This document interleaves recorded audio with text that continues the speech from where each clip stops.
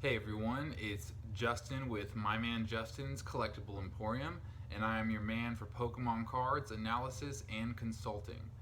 Today, I decided to make a video about PSA grading cards and how to choose which cards to get PSA graded to make the most wise investments on your cards and your collection. So what I did is I created a type of framework and ways for you all to think about cards to get graded. So I did that with this video. We'll get into it. We'll talk about some specific ways you can think about cards to get graded to improve your collections and your investments. Because that is part of my mission on this channel. I want to share my experience of being in the hobby for over 10 years now to help others successfully collect, successfully invest, and kind of guide you in your journey with this. Because I know I've spoken with a lot of people that are getting back into collecting. They're going for that kind of nostalgia and they're picking up where they left off in the Wizards of the Coast era. They start out with base set, then go to Jungle, Fossil, Rocket, and so forth.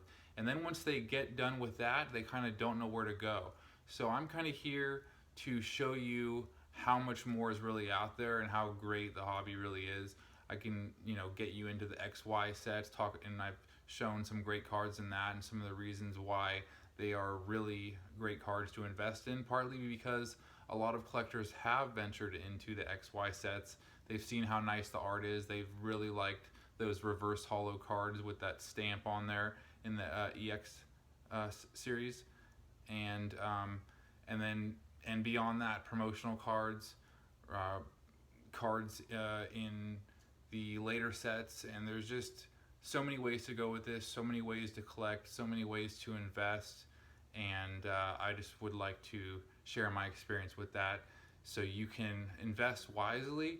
So even though this can be a fairly expensive hobby, and the upside is that when you're spending and you spend and collect wisely, your investment will actually increase over time, and overall you're going to be benefiting and have a beautiful collection, a beautiful works of art. So we're going to get right into that binder, into these cards right now. I'm going to show you and talk about some of these ideas that I mentioned.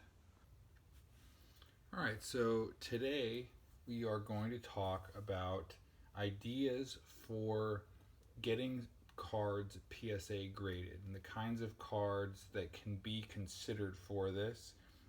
And I'm going to outline a few parameters in the ways we can decide whether a card should be graded. And those parameters are investability, cards that played well in game, cards with unique story behind them or history, unique subsets, cards with low populations, especially in 10 or even 9, cards worth more than 300 in a PSA 8 grade, especially aesthetically pleasing and appealing cards, cards that are an aggressive investment for niche type of collectors, any base set first edition card, and newer XY era and beyond in PSA 10 that are above at least $10 in raw near mint grade. So we're going to talk about some examples. First, in the category of subsets, unique subsets, an idea that you can consider when you're looking for a card to grade and eventually make money on is, for example, the full PSA 10, for example, set of reverse holo Rayquaza cards. Now there's this card from EX Delta Species. There's 2 from Hold-On Phantoms that also have the stamp of Hold-On Phantoms. There's 1 from Dragon Vault, and there is a couple others. I forgot the name, but that's just an example. Another unique subset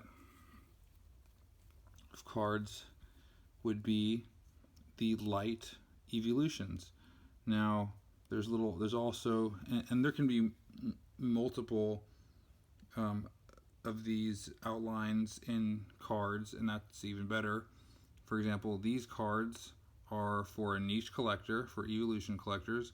They also have a unique story with them because they are the only light evolutions. Neo Destiny was the first and only set to showcase light Pokemon, and they are aesthetically pleasing, of course. So, and there's definitely going to be collectors out there that would love to have a complete PSA 10 or even PSA 9 set of these and even more evolutions that are potential cards to grade. Another type I mentioned is cards with a low PSA 10 population. That would be this light Togetic. I'm not sure what the population is right now exactly, but the last time I checked, this was the lowest PSA 10 population in the Neo Destiny set. So it's going to carry a premium in PSA 10, and therefore going to make it an especially good investment if you do have a potential PSA 10 grade light Togetic. And if you want to get creative and aggressive, you can start thinking of things this way. So this is just a 99, maybe $1.50, maybe $2 card in mint, near mint condition. But to the right niche collector, there's things to consider. For example, the Full Art Lily was an especially popular card. In mint, near mint condition, raw, it's about a $60 card. Now, if someone wanted to have a full Lily set, being a popular card, they're going to want this card as well. And the artwork is rather nice. It's the reverse holo form. And a PSA 10 grade of this could probably easily be worth $50. And when the difference between that, a $1 card raw and taking the time to get it graded, you're going to make a good investment. Something else I mentioned was cards of the XY sets and newer, and that would be an example of these cards. And when I bring these up, these kind of cards you really only want to get in PSA 10 grade, essentially, because the whole idea of a PSA 10 itself, a PSA 9 is mint, and that's a great card. But for these newer sets, when people are more aware of grading, it's like the object is to get a PSA 10, because that's what you're really paying for at that point, because you're getting it certified by an outside party to say that this card is absolutely special.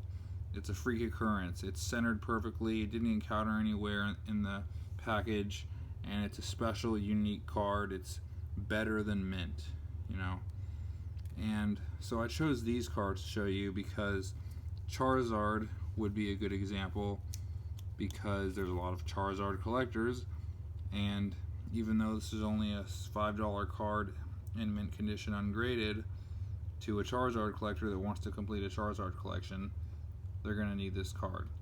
So when you're looking to grade cards like this, you're going to want to make sure it's going to compete for PSA 10, because the difference between a 9 and a 10 in price is going to be huge. It might be worth $15 in a 9 and $50 in a 10. So, and that's another example with this one. A lot of Gyarados collectors. This is the famous red Gyarados, the shiny Gyarados. This is the kind of card that you're going to want to get to grade if you think it's a 10. And I'm going to do a video about evaluating cards for sending into PSA to get that 10 grade.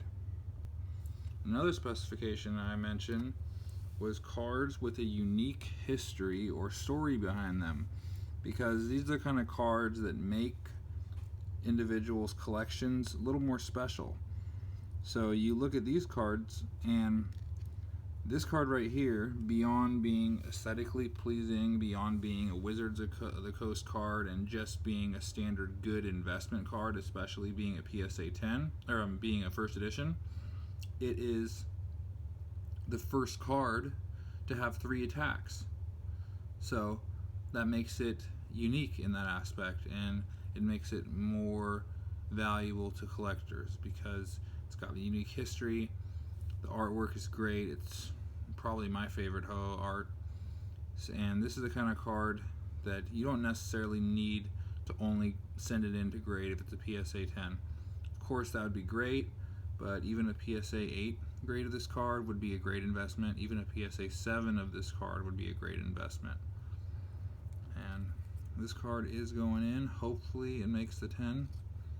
We'll see. And on that same note, this card, Tyranitar, being another very popular Pokemon for collectors, this card has 4 attacks. Now, I actually hadn't seen a card with 4 attacks. I specifically bought this myself because the fact that it had 4 attacks, and I thought that was really interesting. I don't know if this is the first card with 4 attacks. It may be the first EX card, but that's something I'll check up on. I haven't been able to confirm it. As far as I know, it's the first, but I'll do some more research on that, see if I can find anything to the contrary.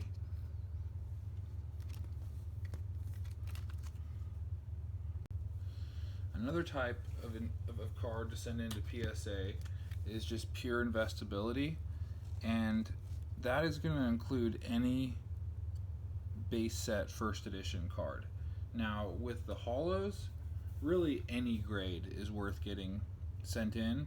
For the commons like these, it's nice to try to get them the PSA 10s. People do collect the 9s. It's still very nice to have a complete PSA 9 mint first edition base set collection. You know, that's nothing to frown at. So it's another idea. So when you get these, if they are in mint condition, they're going to be worth grading. They're the kind of card that's pretty much can only go up in value. They only get more rare, especially in higher grades.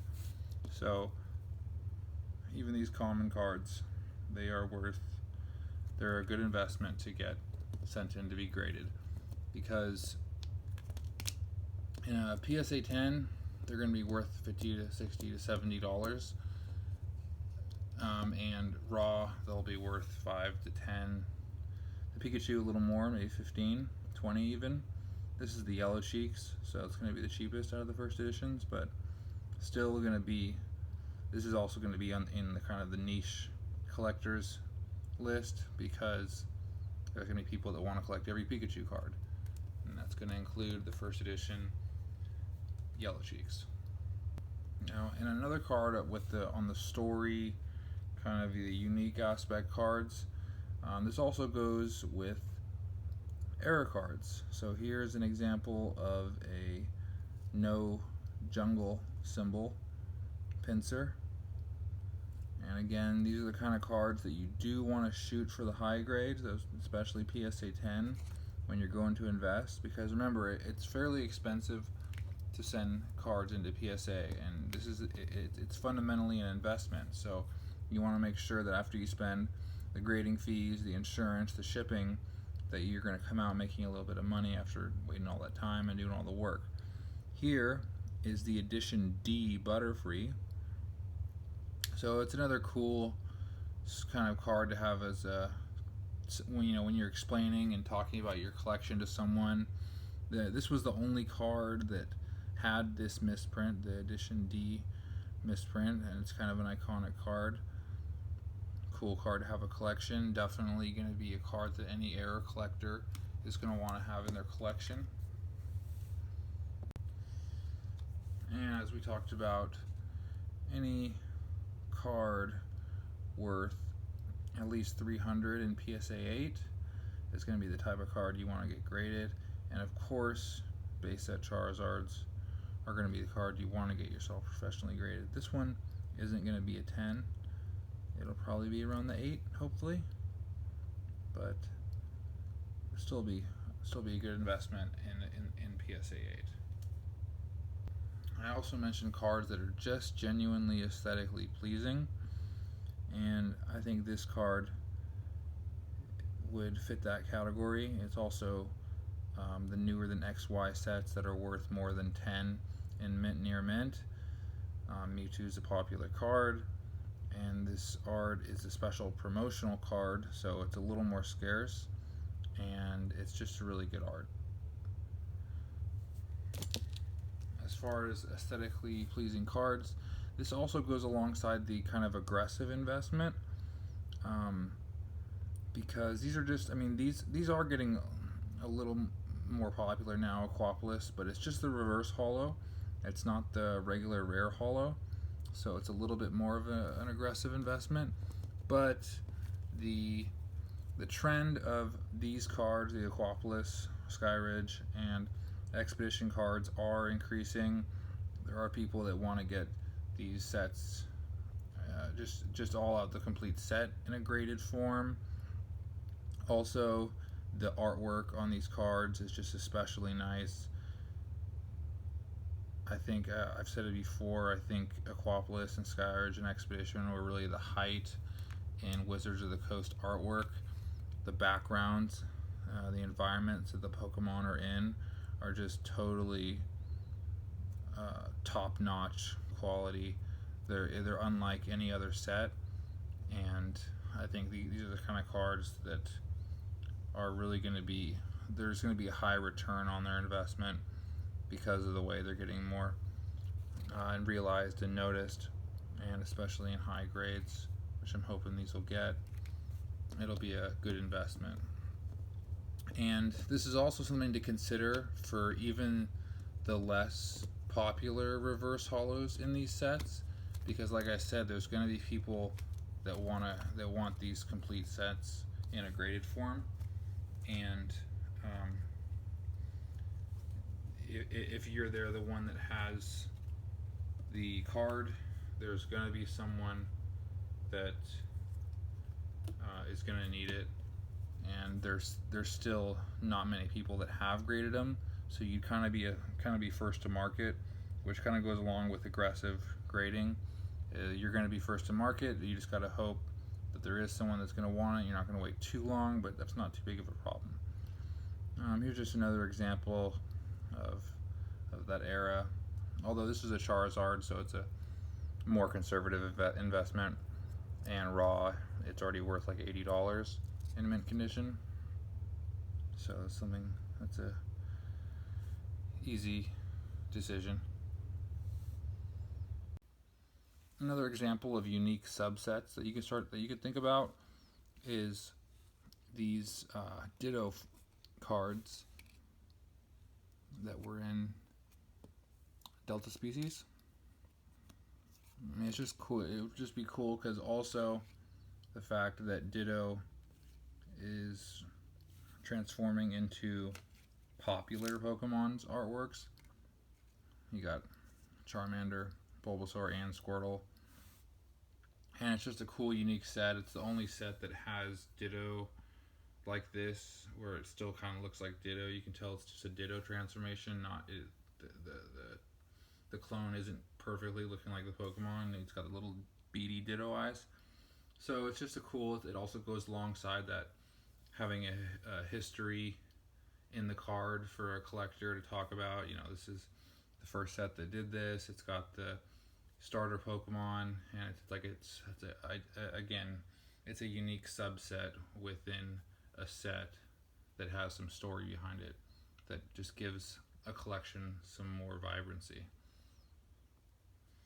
Another thing, this is not too huge of a revelation or anything, but these old EX holos are just getting super popular.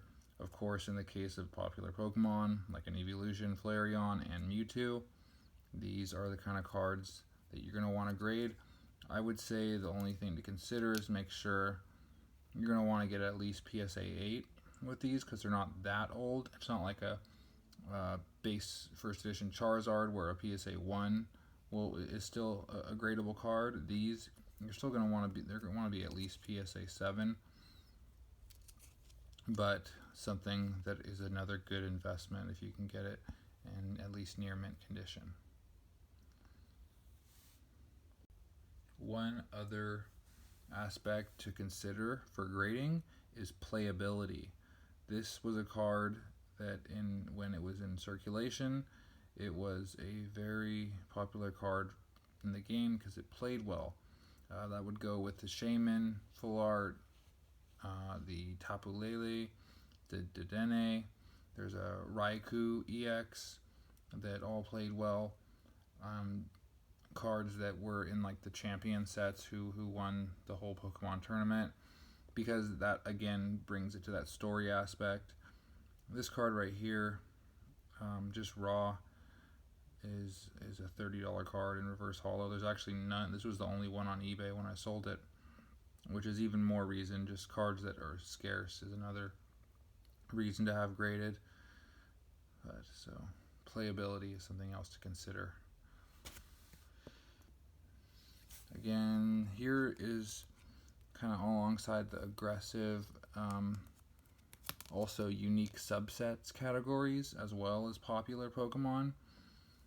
These reverse holo stamp cards are becoming especially popular.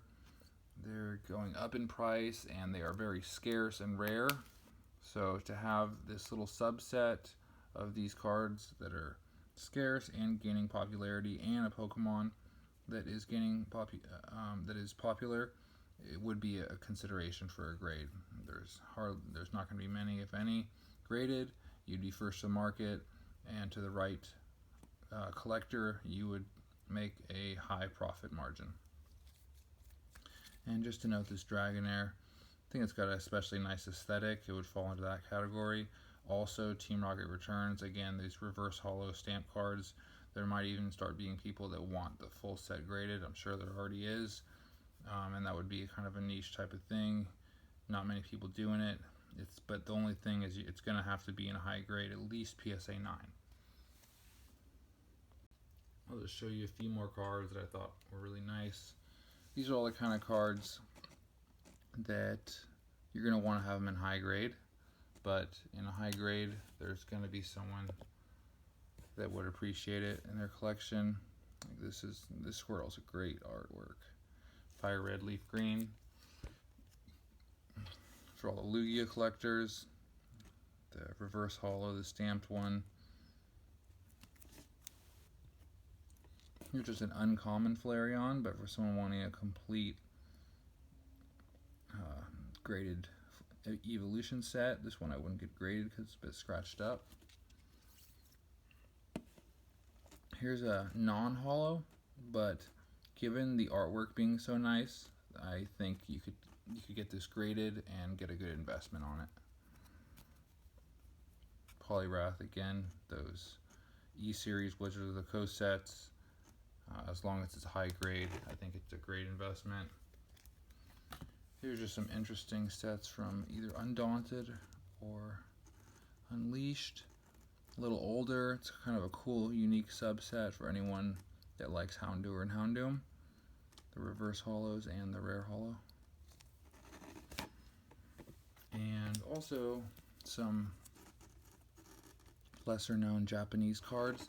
This was given out in these random booster packs at an Arceus movie screening.